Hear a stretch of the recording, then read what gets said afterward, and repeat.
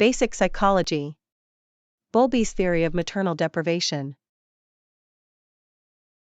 Did you know that before John Bowlby developed his theory of attachment, he had a theory of maternal deprivation?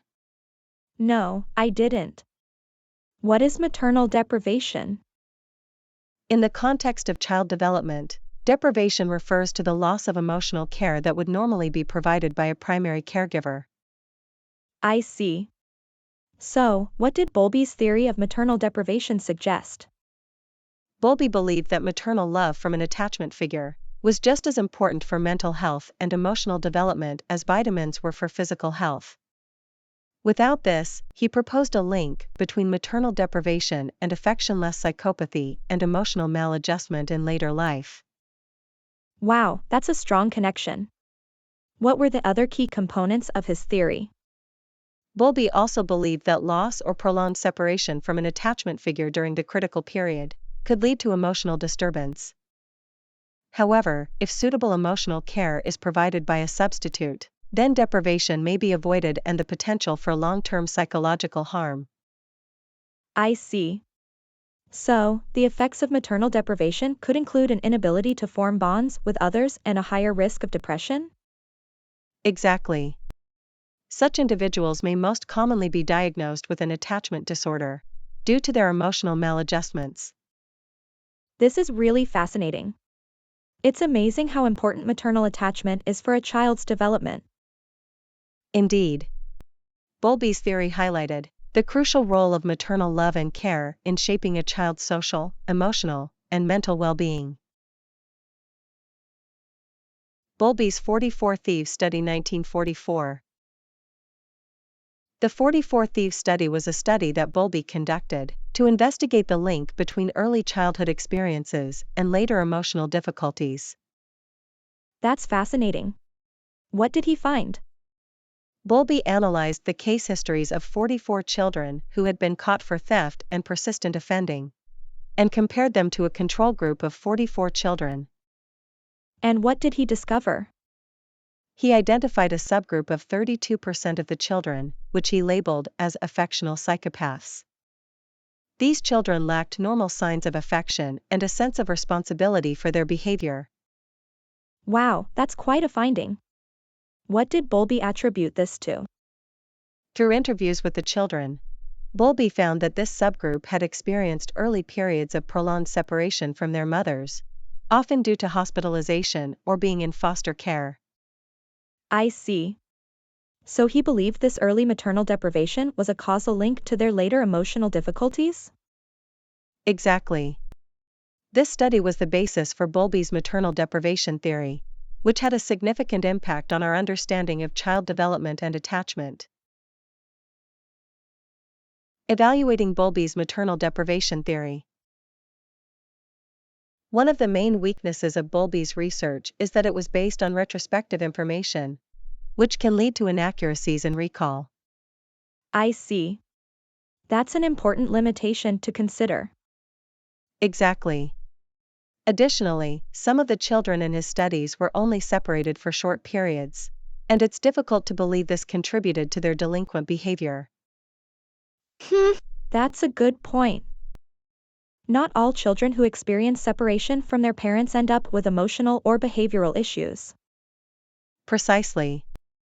Bowlby's theory also doesn't specify how long the disruption of attachment has to occur for it to be considered maternal deprivation. So the theory may be too deterministic in assuming any disruption, even for a short period, can lead to negative outcomes. Absolutely. In fact, a study by Kagan et al., 1978, found no direct causal link between separation and later emotional or behavioral difficulties, which undermines Bowlby's theory. Wow, that's really interesting. It seems there are quite a few limitations to Bowlby's theory. Yes, but there is also evidence that supports the idea of a lack of emotional support and maternal love leading to insecure attachment behavior. Can you give me an example of that? Sure, a study by Marian Radkiero et al., 1985, found that 55% of children with severely depressed mothers had insecure attachments, compared to only 29% of a control group. Romanian orphan studies and the effects of institutionalization. Did you know that the Romanian orphan studies conducted by Rutter and Sanugabark in 1998 provided valuable insights into the effects of institutionalization on child development? No, I wasn't aware of those studies. What did they find? The researchers observed a group of 165 Romanian children who had spent their early lives in orphanages. They found that 50% of these children were retarded in cognitive functioning and were underweight compared to a control group of British children adopted before 6 months old. That's quite a significant difference. What happened as the children grew older? Well, the study found that the Romanian orphans showed great improvements by the age of 4, with some catching up to their British counterparts. This was especially true for those adopted before 6 months old. So the negative effects of institutionalization could be overcome with sensitive and nurturing care? Exactly. The researchers concluded that the negative impacts of institutionalization could be mitigated through providing a caring and enriching environment. However, those adopted after 6 months old still displayed social problems and disinhibited attachment types. Fascinating. And what about the long-term effects of institutionalization? Rutter's follow-up study in 2001 found that problems with attachment, hyperactivity, and cognitive impairment could be linked to long-term institutional care. However, emotional issues and behavioral problems were not necessarily linked to institutionalization. So individual differences in children also play a role in mitigating the developmental problems? Precisely. The studies suggest that while institutionalization can have significant negative impacts, the specific effects vary depending on the individual child and the duration of their institutional care. Evaluating the Romanian orphan study. Romanian orphan studies focused on children from Romania, a country with a poorer education system, healthcare, and a collapsed government in 1989. This could have been the main factor for the under-resourced institutions, not the institutionalization itself. I see. So the poor conditions of the institutions, rather than the institutionalization, may have been the primary cause of the children's struggles. Exactly. And individual differences also play a role.